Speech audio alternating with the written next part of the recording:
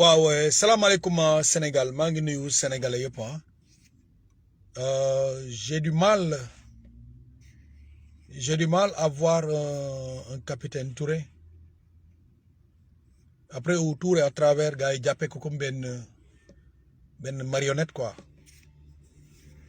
parce que en fin de compte quelque part ñi di ko woo ñëpp nekk à ses alentours dégg naa Barthélémy jël na ko auprès de la mairie. Tout ça, c'est des actes qui sont bien. C'est des actes qui sont bien. On ne dit pas que c'est mauvais. Parce que nous connaissons que le Sénégal, dans ses origines culturelles, apparemment, de nos forces internes, dans le terrain, dañuy nekk ñoo xam ne dañuy comprendre lu bëri parce que tey Bart ignorant la ci côté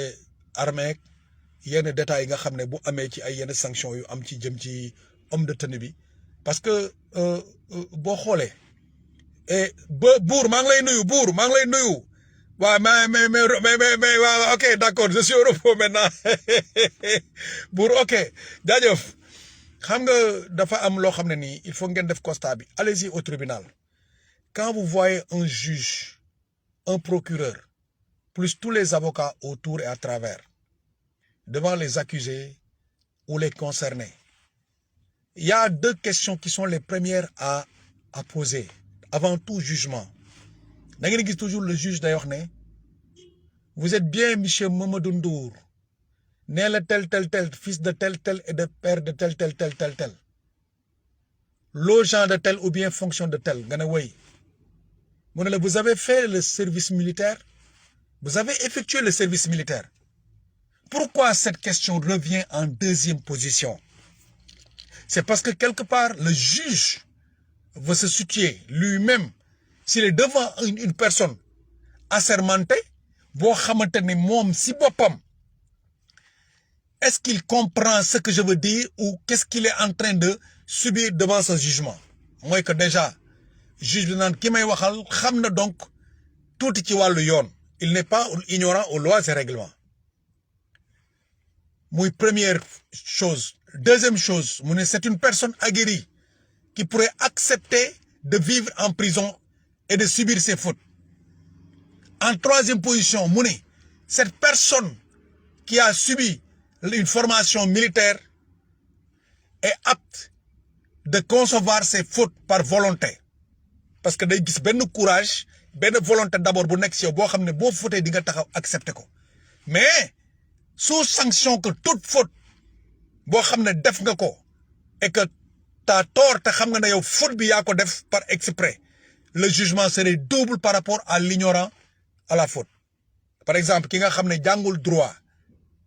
effectué wul service militaire yéen ñaar bu ñu leen di atte bu ngeen bokkee benn faute par exemple ngeen sàccoon benn banaana yow nga dem armée ba ñëw wala nga nekk armée nga sàcc benn banaana moom nekkul militaire yow suñ lay atte ku sàcc ñaari banaana lañ lay atte capitaine Touré armée da ko sanctionné mais armée sanctionné wu ko ci affaire procès bi armée si désertion la ko sanctionné parce que abandon de poste déjà am na ci ak li nga xamante tey mooy désertion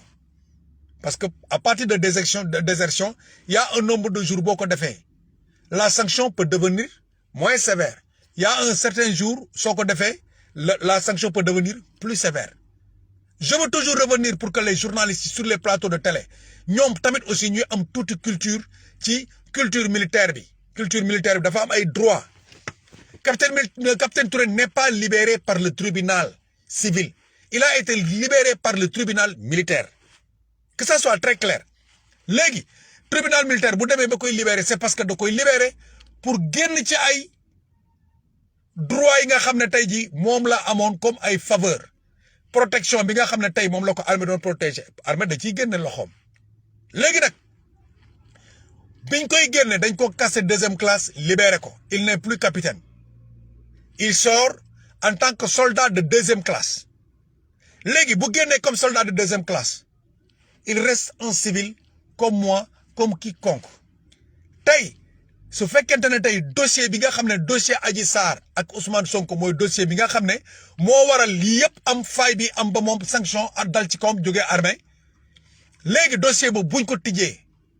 pour avoir des sources d'information les plus fiables et de tout contenu bi nga xam ne am na ci biir enquête boobu moom il faut que procureur ak kii di juge convoqué que mu toog ñu laaj ko mu wax li nga xam ne moom la ci xam ak naka la tëddee suñu gisee ne fii parti bi dafa def faute parti boobu lañ koy sanctionné su fekkee parti bi deful faute kenn du ko fa sanctionné mais tey bu fekkente ne recevoir na en réception venant du juge d'instruction ou du procureur une suite judiciaire par rapport à après sa libération il ne pourrait guère être recruté quelque part parce que am na ci yenn recrutement yoo xamante ne bu ñu la ci bëggee recruter à tel poste am na lu ñu lay laaj des papiers de garantie par exemple le capitaine Touré est-ce qu'il est sorti avec un certificat de bonne conduite quel que soit son galon il doit sortir avec un certificat de bonne conduite c'est-à-dire compte tenu de son livret militaire individuel il devait être noté quelque part la cause de sa libération et si toutefois que c'est une observation notoire qui demanderait qu'une sanction soit poursuivie après sa libération par le tribunal civil, attention, il ne serait pas facile de recruter. Barthélemy, c'est un combattant, tout le monde le sait, avec une âme chrétienne. Supposons, de sa croyance chrétienne, peut-être, soutenu ils sont autour de capitaine Touré pour secourir. Mais plusieurs modèles, présentement, j'aurais conseillé au capitaine Touré de rencontrer le président de la République. Je l'aurais conseillé cela. Je le conseille d'aller voir le président de la République. Parce que, apparemment, day gën a aggraver la chose. Parce que bu tamee tey ci Barth, ñu ne ko way tu ne dois pas le prendre. Après, les autres vont l'interpréter d'une manière. Alors, ce n'est pas ça. Capitaine Touré a bien le droit d'aller rencontrer le président de la République. Il a le droit et il a ce droit. Donc, il n'est pas épargné mu bañ a gis Macky Sall. Na dem toog ak président Macky Sall, c'est le chef suprême des armées. Peut-être après autre chose, au-delà de ma connaissance militaire, Macky Sall serait aura à ses tours des gens qui sont plus assermentés que moi en matière de droit et contenu de la justice. Je ne sais pas ce qui s'ensuit. Mais c'est un propos de conseil que je donne au capitaine Touré. J'ai pitié de lui présentement parce que gis naa ne mu ngi bëgg a nekk benn marionnette auprès des politiciens. Ouais, mu ngi bëgg a nekk benn marionnette. Te présentement loolu daal mooy conseil bi. Allez les gars, je suis affecté parce que man tamit nit laa bugguma lu métti di dal keneen ma nuyu sama gaay jaxate mbaxal puuj paaj faylaan booy gaay bi jaxate bi togg ay mbaxal rek la nekkee fële faylaan Khady Thiam nuyu naa la Dia Amiral mais yow ça fait un bail ça fait longtemps Davido mais maa ngi lay nuyu booy mes respect mais c'est tout pour booy fi mu toll nii garde bi su ma ko keppoo boo bësee day nooy nepp doo fa fekk dara lu dëgër fi mu toll nii ndogu bi lay xaar gisoo réglé naa ko nii ba teg jaajëfu tey ci yoon bi laa koy xàmp di ñibbi acca gars yi jaa ngeen jëf